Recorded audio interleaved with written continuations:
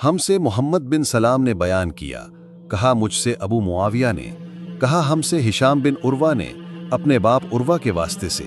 वो हज़रत आयशा रज़ी अल्लाह अन्हा से नक़ल करते हैं। वो फरमाती हैं कि अबू हुबैश की बेटी फ़ातिमा रसूलुल्लाह सल्लल्लाहु अलैहि वसल्लम की खिदमत में हाजिर हुई और उसने कहा कि मैं एक ऐसी औरत हूँ जिसे इस्तिहाज़ा की बीमारी है, इसलिए मैं पाक नहीं रहती, तो क्या मैं नमाज छोड़ दूँ?